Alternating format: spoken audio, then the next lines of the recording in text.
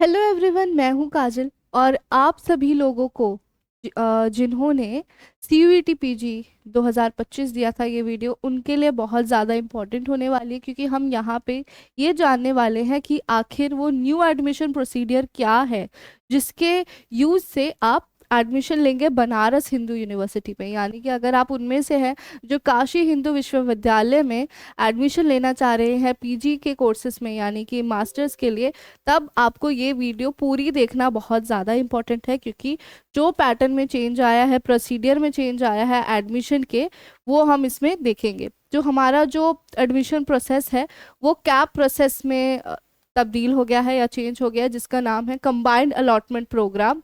ठीक है, इसको आपके 3 फेजेस देखने मिल रहे हैं। पहला फेज है रजिस्ट्रेशन, जिसमें हमें BHU एडमिशन पोर्टल पे रजिस्ट्रेशन करना है। दूसरा फेज आपको देखना मिल रहा है जहाँ पे आपको प्रोग्राम सिलेक्शन करना है और प्रेफरेंस डालनी है। और थर्ड फेज होता है जहाँ आपकी सीट अलॉटमेंट आती है। सीट अलॉटमेंट पे भी मैंने वीडियो बनाई है, जहाँ पे आपको पता चल जाएगा कि सीट अलॉटमेंट होगी जब आपकी, तब आपको क्या करना है। इस वीडियो में इसके ऊपर वाले स्टेजेस पे हम बात करने वाले हैं।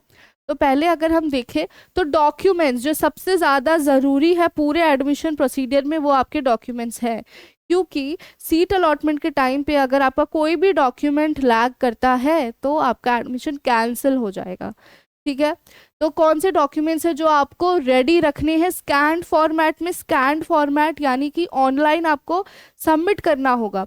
तो आप स्कैन करेंगे सारे डॉक्यूमेंट को। आपके कई सारे एप्लीकेशंस हैं ऑलरेडी उपलब्ध ऑनलाइन, जैसे कि हमारा डॉक स्कैनर हो गया। तो इन सब से आपको अपने जो डॉक्यूमेंट्स है उसको स्कैन करके रखना है। फॉर्मेट आपको वहीं पे पता चल जाएगा कौन सा होना चाहिए। PDF में भी रख लेना और JPEG या JPG में भी रख लेना, जो भी ज़रूरत हो। और उनके साइजेस भी देख लेना। ठीक है, CUET PG 2025 का स्कोर कार्ड आपको चाहिए होगा। CUET PG 2025 का एडमिट कार्ड, क्लास 10 का सर्टिफिकेट, यानी ये ज़रूरत है आपका डेट ऑफ बर्थ के लिए। क्लास 12 की marksheet, graduation marksheet and degree की ज़रूरत होगी।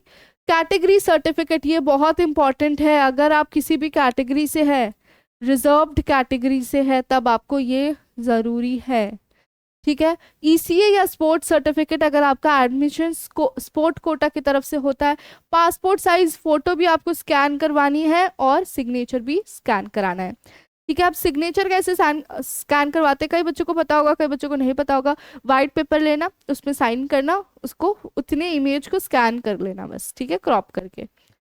नेक्स्ट पे अब हम बात कर लेते हैं रजिस्ट्रेशन फीस की।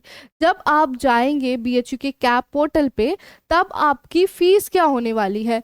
जो अनरिजर्व्ड कैटेगरीज हैं उनके लिए फीस होगी 300 रुपीज़ पर प्रोग्राम। ठीक है, जब आप अप्लाई करेंगे तब भी तो आपको भरने पड़ेंगे ना। और SC ST PWD यानी जो रिजर्व्ड कैटेगरी है उनके लिए होने वाली है 150 रुपीज़ पर प्रोग्राम। एडवाइस क्या दी गई है कि if it is advisable to fill the form through a desktop और laptop, avoid filling the form using a mobile phone. तो कईयों के पास नहीं होगा लैपटॉप, कईयों के पास नहीं होगा।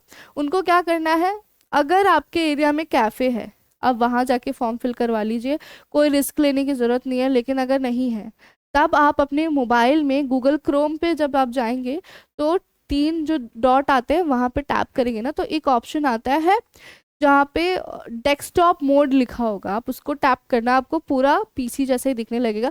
लेकिन स्टिल मैं ये सजेस्ट नहीं कर रही हूँ, मैं आपको बोलूँगी लैपटॉप और कंप्यूटर के थ्रू ही फॉर्म भरे। ठीक है, क्योंकि तब आप अपने डॉक्यूमेंट ईजिली अपलोड कर पाएंगे और एक्सेट्रा एक्सेट्रा जो भी प्रोसीडियर है। तो ये तो मैंने आपको फीस स्ट्रक्चर बता दिया है। आगे चलते हैं। अब है फेज 1। फेज 1 क्या था, registration on BHU cap portal. आपको क्या करना होगा, पहले अपना प्रोफाइल कंप्लीट करना होगा। यानी सबसे पहले जो भी आप अपना रजिस्ट्रेशन में प्रोफाइल बनाते हैं उसके सारे डिटेल्स को भरना होगा, प्रोफाइल कंप्लीट करना होगा। फिर प्रोग्राम एप्लीकेशन, प्रोग्राम चूज करने होंगे और लास्ट में पेमेंट करनी होगी, है ना। तो सबसे पहले जब आप न्यू रजिस्ट्रेशन करेंगे, ठीक है, BHU के कैप पोर्टल पे जब आप न्यू रजिस्ट्रेशन करेंगे, वहाँ पे आपको कौन कौन सी डिटेल्स की ज़रूरत होगी। CUET PG 2024 application number, name as per CUET PG 2025, sorry 2024 लिखा है, ये 25 होगा। फिर DOB as per CUET PG 2025, email ID और फ़ोन नंबर। इस तरीके से आपको एक रजिस्ट्रेशन करनी होगी। ठीक है, उसके बाद आप प्रोफाइल सेक्शन में जाके अपना सारा डेटा फिल करेंगे, ठीक है। आपको सारी पर्सनल इंफॉर्मेशन उसमें फिल करनी है और जितनी भी आप इंफॉर्मेशन देंगे वो सही होनी चाहिए, गलत नहीं होनी चाहिए, ठीक है।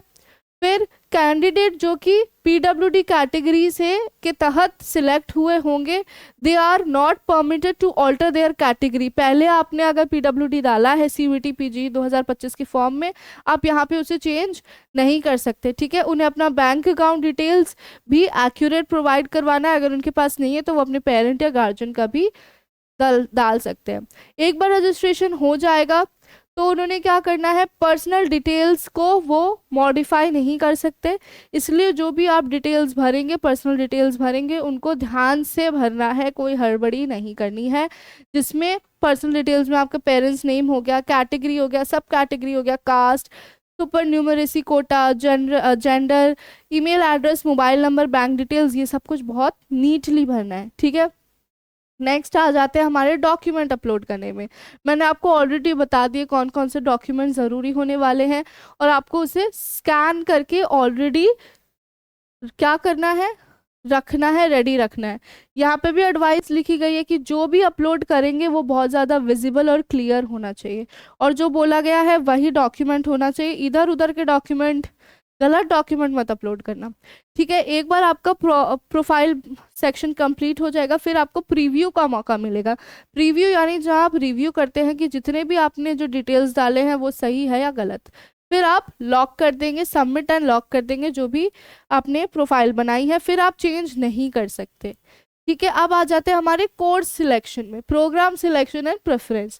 मैंने जैसे बताया था आपको, कई वीडियो में मैं बता चुकी हूँ कि जब आप अप्लाई करते हैं तो आपको कोर्स सिलेक्ट करना होता है। मैंने लाइव पे भी बताया था कि कोर्स आप सिलेक्ट करेंगे, ऐसा नहीं है कि एक ही कोर्स में अप्लाई करना है, पर प्रोग्राम लिखा है ना, पर प्रोग्राम आपको अनरिजर्व कैटेगरी को 300 और रिजर्व को 150 लग रहे हैं, तो आप जिस भी कोर्सेज में अप्लाई करेंगे देख के उनका पेपर कोड कि आप एप्लीकेबल है या नहीं, जो भी, ये भी बता चुके हैं हम बाकी वीडियोस में। तो आपको प्रेफरेंस डालना होगा कि पहली प्रेफरेंस आपका कौन सा प्रोग्राम है, सेकंड कौन सा है, थर्ड कौन सा है। तो यहाँ पे वही लिखा है कि after completing application, candidate is required to choose the programs. Candidate can select multiple programs and locations. यानी वो अलग अलग कॉलेज, अलग अलग लोकेशन यानी डिपार्टमेंट सेंटर कॉलेजेस जो भी उस कॉलेज के अंदर आते हैं, बीएचयू की हम जब बात कर रहे हैं तो अफिलिएटेड भी आता है ना उसके अंदर, तो और अलग अलग डिपार्टमेंट्स हैं, तो वो हमें फ्री हैंड देते हैं कि हम कहीं भी अप्लाई कर सकते हैं। फिर जो भी हम चूज़ करेंगे ना प्रोग्राम, हमें बताना होगा कि हमारा प्रेफरेंस कौन सा है, पहला प्रेफरेंस कौन सा है, सेकंड कौन सा है, थर्ड कौन सा है। The candidate should exercise extreme caution when prioritizing their preferences as this will impact seat allocation. हमें जो भी प्रेफरेंस चूज करना है बहुत ध्यान से करना है क्योंकि उसी मुताबिक हमें सीट प्रोवाइड करवाई जाएगी, ठीक है, उसी आधार पे करवाई जाएगी। Before submitting the registration fee the candidate has the option to rearrange the preferences. आपने जब तक फी सबमिट नहीं की है आप अपने प्रेफरेंस को रीअरेंज कर सकते हैं। एक बार आपने फी सबमिट कर दी तब आप उसे नहीं छेड़ पाएंगे, ठीक है। और ये सबसे ज़्यादा रिकमेंड किया जा रहा है कि जो भी बच्चे हैं उन्हें बहुत सारे प्रेफरेंसेस डालने हैं, ठीक है, बहुत सारे प्रेफरेंस डालने हैं। While ordering the preference candidates are suggested to keep regular fee codes above to the paid fee codes for any selected programme and और लोकेशन। यानी आपको रेगुलर फी यानी जो नॉर्मल सीट है उसको ज़्यादा अपने प्रेफरेंस में ऊपर रखना है, ना कि पेड सीट को ऑलरेडी तुम लोग ऊपर पहुँचा दो, ठीक है। नेक्स्ट है एकेडमिक सेक्शन, जहां आपको अपने डिग्री रिलेटेड डिटेल्स देने की ज़रूरत होगी। तो पहले जब आप हमारा एकेडमिक बैकग्राउंड भरेंगे तब कैंडिडेट को क्या डिटेल देनी होगी, अपनी ग्रेजुएशन, पोस्ट ग्रेजुएशन या जो भी उन्होंने पढ़ाई की है उसकी डिग्री डिटेल्स देंगे आप अपनी। फिर उसके बाद परसेंटेज आपको प्रोवाइड करवाना होगा। उसके बाद सीजीपी और परसेंटेज भी आपको एक्यूरेट इन्फॉर्मेशन देनी है, गलत नहीं देनी है। सेमेस्टर के मार्क्स और सब्जेक्ट भी आपको डालने हो सकते हैं। यहाँ लिखा है enter the percentage marks for each semester separately up to 2 decimal, यानी कि 57.52 जो 5 to 2 डेसिमल प्लेसेस तक आपको देनी है। एक और एडवाइस यहाँ पे आ रही है कि we recommend having your transcripts of marksheets ready to ensure accurate data entry. जब भी आप फॉर्म भरे हैं तो आप अपनी मार्कशीट अपने पास रखें ताकि एक्यूरेट भर सके, ठीक है। नेक्स्ट है रिव्यू एंड चेक। दोबारा आपने जो भी आपने इंफॉर्मेशन डाली, प्रेफरेंस डाली, उसके बाद आपने अपना डॉक्यूमेंटेशन किया, डॉक्यूमेंटेशन के बाद आपने क्या करा, आपने डिग्री की डिटेल्स डाली, तब आप दोबारा से ये सारा रिव्यू करेंगे कि क्या मैंने सही डाला है, डबल चेक करेंगे सारी चीज़ों को, फाइनलाइज करेंगे अपनी चॉइसेस को यानी प्रेफरेंसेस को। अब प्रायोरिटाइज करेंगे प्रोग्राम्स को, जो ज़्यादा करने का, मैंने ये नहीं सोचना है कि इसमें मेरे को एडमिशन मिल जाएगा इसलिए मैं ऊपर डाल दूँ पेड सीट पे, नहीं। ठीक है, फिर पे फी करेंगे, लास्ट में एकदम फी पे करनी है जब आप सबसे तय हो जाओ। फिर है program specific upload. The documents need to upload may vary depending on the program. अब जो भी हमें डॉक्यूमेंट फिल करना है ना, वो प्रोग्राम टू प्रोग्राम डिफर कर सकता है, अलग हो सकता है। लिखा है माइग्रेशन सर्टिफिकेट और undertaking if your qualifying degree is from another university. अगर आप बीएचयू से नहीं हो, किसी और से यूनिवर्सिटी से किया है, तो आपसे माइग्रेशन सर्टिफिकेट या अंडरटेकिंग भी मांग सकते हैं। अंडरटेकिंग यानी अगर आपके पास माइग्रेशन सर्टिफिकेट नहीं है तो आप एक अंडरटेकिंग दे सकते हो। ये एक टाइप का एग्रीमेंट होता है जहाँ पे आप बताते हो कि आप अपना माइग्रेशन सर्टिफिकेट कुछ टाइम बाद प्रोवाइड करवा दोगे। फॉर कैंडिडेट अवेटिंग रिजल्ट, जिनका रिजल्ट अभी तक नहीं आया है, वो क्या करेंगे, you will need to submit an undertaking stating you will meet the minimum eligibility criteria. मैं अपना मिनिमम जो अगर जितना भी मिनिमल परसेंटेज है मेरे उतने आ रहे हैं, ये तुमको बताना होगा उस अंडरटेकिंग में। ठीक है, अंडरटेकिंग तुम्हारे वर्ड्स है कि ये मेरी जुबान है कि मैं ऐसे करने वाला हूँ। ठीक है, payment information, candidate can conveniently pay using any of these method. अब तुम पेमेंट नेट बैंकिंग के थ्रू कर सकते हो, debit card, credit card, UPI, कुछ भी। ठीक है, और जो भी आप अपलोड कर रहे हो रिव्यू करके डालना है, गलत नहीं डाल देना है। ठीक है, सीट अलॉटमेंट एंड एडमिशन की अब बात करें तो फर्स्ट कट ऑफ रिलीज, जब आपका फर्स्ट कट ऑफ आएगा तब आपको क्या करना है, उस पर भी वीडियो मैंने बनाई है। एक्सेप्टिंग अलॉटेड सीट, आपको अगर सीट फर्स्ट राउंड में अलॉट हो जाती है तो आप या तो एक्सेप्ट करेंगे या डिक्लाइन करेंगे। अगर आप एक्सेप्ट कर रहे हैं फिर आपको क्या करना होगा, डॉक्यूमेंट दोबारा से अपलोड करने होंगे, फिर ऑनलाइन वेरिफिकेशन होगी। ऑनलाइन वेरिफिकेशन अगर आपकी हो जाती है, सब सही रहता है, फिर आपको पेमेंट का ऑप्शन दिया जाएगा, फिर आप पेमेंट करेंगे। पेमेंट के बाद आपको 3 ऑप्शन मिलेंगे। पहला होगा अपग्रेड, अगर आप अपग्रेड दबाते हैं तो आपको उसी कोर्स में अपग्रेडेशन भी मिल सकती है नेक्स्ट राउंड में अगर आप एप्लीकेबल हुए, या तो आपको दूसरे कोर्सेज पे जिसमें आपने अपनी प्रेफरेंस डाली है उस पर भी अपग्रेड मिल सकता है। ठीक है, और दूसरा ऑप्शन आता है फ्रीज का। अगर आप फ्रीज कर देते हैं तब आपको अपग्रेड नहीं मिलेगा, यानी लॉक कर दे रहे हैं आप सीट की, नहीं मुझे इसी कोर्स में एडमिशन चाहिए। और थर्ड है नो एक्टिविटी, अगर आप कुछ नहीं करते, छोड़ देते हैं, तो वो खुद ब खुद फ्रीज ही माना जाएगा। तो ये उस बारे में लिखा गया है। फिर ऑनलाइन वेरिफिकेशन बाय डिपार्टमेंट, जो हमारा डॉक्यूमेंट है वो जो हमारा डिपार्टमेंट है वो ऑनलाइन आपकी वेरिफिकेशन कर सकता है कि आप मिनिमम रिक्वायरमेंट मीट कर रहे हैं कि नहीं, प्रोग्राम स्पेसिफिक एलिजिबिलिटी है या नहीं, document verification, valid CUET PG 2025 के रिजल्ट्स है कि नहीं। ठीक है, फिर हम बात करें वेरीफाइड एंड रिजेक्टेड, ये भी मैंने आपको बता दिया कि आपको वेरीफाई किया जाएगा, अगर आप सब सही रहा तो पेमेंट आएगी, अगर रिजेक्ट हो जाते हो, किस किस बेसिस पे रिजेक्ट हो सकते हो। पहला, अगर आपकी मिनिमम एलिजिबिलिटी रिक्वायरमेंट मीट नहीं होती है। फिर अगर आपके जो प्रोग्राम स्पेसिफिक एलिजिबिलिटी थी वो नहीं है, सपोज अगर बोला जा रहा है कि किसी कोर्स को करने के लिए ये सब्जेक्ट होने चाहिए थे पर आपके में नहीं है, तो वो रिजेक्ट हो जाएंगे। फिर आपको इनवैलिड, अगर आपने डॉक्यूमेंट से सर्टिफिकेट जमा कर दिए तो भी आप रिजेक्ट हो जाओगे।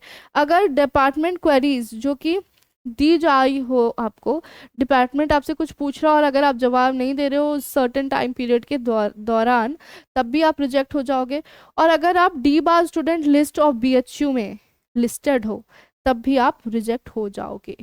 ठीक है, और आगे आने वाले सभी राउंड, यानी फर्स्ट राउंड हो गया, अब आगे जितने भी राउंड आएंगे उस पर भी मैंने डिटेल वीडियो बनाई है, आप जाके वो देख सकते हो।